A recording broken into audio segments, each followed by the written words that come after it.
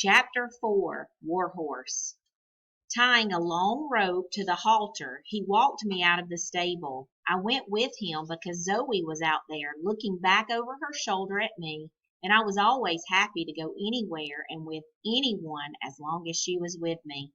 All the while I noticed that Albert's father was speaking in a hushed voice and looking around him like a thief. He must have known that I would follow old Zoe because he roped me up to her saddle and led us both quietly out of the yard, down the path, and over the bridge. Once in the road, he mounted Zoe swiftly and we trotted up the hill and into the village. He never spoke a word to either of us. I knew the road well enough, of course, for I had been there often enough with Albert, and indeed I loved going there because there was always other horses to meet and people to see. It was in the village only a short, top of page 24, time before that I had met my first motor car outside the post office and had stiffened with fear as it rattled past. But I stood steady, and I remember that Albert had made a big fuss over me after that. But now, as we neared the village, I could see that several motor cars were parked around the green, and there was a greater gathering of men and horses than I'd ever seen. Excited as I was, I remember the sense of deep apprehension that came over me as we trotted up into the village. There were men in khaki uniforms everywhere, and then, as Albert's father dismounted and led us up past the church toward the green, a military band struck up a rousing, pounding march. The pulse of the great bass drum beat out through the village, and there were children everywhere, some marching up and down with broomsticks over their shoulders, and some leaning out the windows waving flags.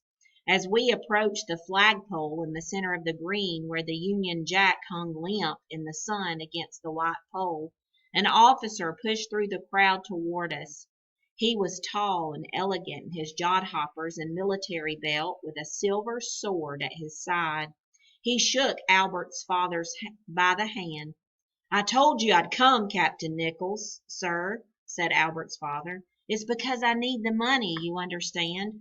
Wouldn't part with a horse like this less I had to." Top of 25. "Well, farmer," said the officer, nodding his appreciation as he looked me over, "I thought you'd be exaggerating when we talked in the George last evening. The finest horse in the parish, you said? But then everyone says that. But this one is different. I can see that." And he smoothed my neck gently and scratched me behind my ears. Both his hand and his voice were kind, and I did not shrink away from him. "You're right, farmer. He'd make a fine mount for my regiment, and we'd be proud to have him. I wouldn't mind using him myself. No, I wouldn't mind it at all. If he turns out to be all he looks, then he'd suit me well enough. Fine looking animal, no question about it." "£40 you'll pay me, Captain Nichols, like you promised yesterday," Albert father said in a voice that was naturally low, almost as if he didn't want to be heard by anyone else. "I can't let him go for a penny less. A man's got to live." "That's what I promised you last evening, farmer," Captain Nichols said, opening my mouth and examining my teeth. "He's a fine young horse, strong neck, sloping shoulders, straight fetlocks. Done much work, has he? Have you taken him hunting?" The top of 26. "My son rides him every day," said Albert's father. "He tells me that he goes like a racer and jumps like a hunter." "Well," said the officer, "as long as our vet passes him as fit and sound in wind and limb, you'll have your £40 as we agreed." "I can't be long, sir," Albert's father said, glancing back over his shoulders. "I have to get back. I have my work to see." "Well, we're busy recruiting in the village as well as buying," said the officer, "but we'll be as quick as we can for you. True, there's a lot more good men, volunteers, than there are good horses in these parts. And the vet doesn't have to examine the men, does he? You wait here. I'll be a few minutes." Captain Nichols led me away through the archway opposite the pub and into a large yard where there were men in white coats and uninformed clerk sitting down at the table taking notes.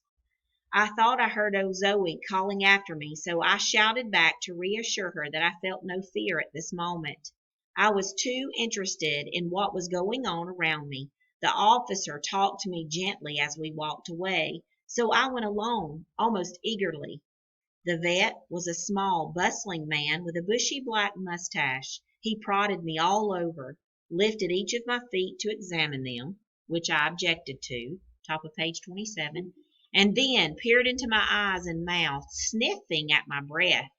Then I was trotted around and around the yard before he pronounced me a perfect specimen, sound as a bell, fit for anything, cavalry or artillery, were the words he used. No splints, not lame, good feet and teeth. Buy him, Captain, he said. He's a good one. I was led back to Albert's father, who took the offered money from Captain Nichols, stuffing it quickly into his trouser pocket. You'll look after him, sir, he said. You'll see he comes to no harm. My son is very fond of him, you see. He reached out and brushed my nose with his hand. There were tears filling his eyes. At that moment he became almost a likable man to me. You'll be all right, old son, he whispered to me. You won't understand, and neither will Albert. But unless I sell you, I can't keep up the mortgage, and we'll lose the farm. I've treated you bad. I've treated everyone bad. I know it, and I'm sorry for it. As he walked away from me, leading Zoe behind, his head was lowered, and he looked suddenly like a shrunken man. It was then that I fully realized that I was being abandoned, and I began to neigh, a high-pitched cry of pain and anxiety that shrieked out through the village. Even old Zoe, obedient and placid as she always was, stopped and would not be moved on, no matter how hard Albert's father pulled. Top of 28. She turned, tossed her head up, and shouted her farewell, but her cries became weaker as she was finally dragged away out of my sight. Kind hands tried to contain me and to console me, but I was inconsolable. I had just about given up all hope when I saw my Albert running towards me through the crowd, his face red with exertion. The band stopped playing, and the entire village looked on as he came up to me and put his arm around my neck. He's sold him, hasn't he said quietly, looking up at Captain Nichols, who was holding me. Joey is my horse. He's my horse. He always will be, no matter who buys him. I can't stop my father from selling him, but if Joey goes with you, I go. I want to join up and stay with him. You've got the right spirit for a soldier, young man, said the officer, taking off his peaked cap and wiping his brow with the back of his hand. He had curly black hair and a kind, open look on his face. You've got the spirit, but haven't got the years. You're too young, and you know it. 17's the youngest age we take. Come back in a year or so, then we'll see. I look 17, Albert said, almost pleading. I'm bigger than most 17-year-olds. But even as he spoke, he could see he was getting nowhere. You won't take me then, sir? Not even as a stable boy? I'll do anything. Top of page 29. What's your name, young man? Captain Nichols asked. Narcott, sir. Albert Narcott. Well, Mr. Narcott, I'm sorry I can't help you. The officer shook his head and replaced his cap. I'm sorry, young man, regulations. But don't you worry about your Joey. I shall take good care of him until you're ready to join us. You've done a fine job with him. You should be proud of him. He's a fine horse. But your father needed the money for the farm, and the farm won't run without money. You must know that. I like your spirit. So when you're old enough, you must come and join the cavalry. We need men like you. It will be a long war, I fear, longer than people think. Mention my name. I'm Captain Nichols, and I'd be proud to have you with us. There's no way, then? Albert asked. There's nothing I can do? Nothing, said Captain Nichols. Your horse belongs to the army now, and you're too young to join up. Don't you worry. We'll look after him. I'll take personal care of him, and that's a promise. Albert rubbed my nose for me, as he often did, and stroked my ears. He was trying to smile but could not.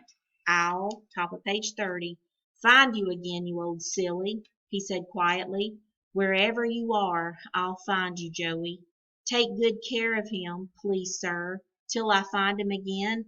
There's not another horse like him, not in the whole world. You'll find that out. Say you promise." "I promise," said Captain Nichols. "I'll do everything I can." And Albert turned and went away through the crowd until I could see him no more.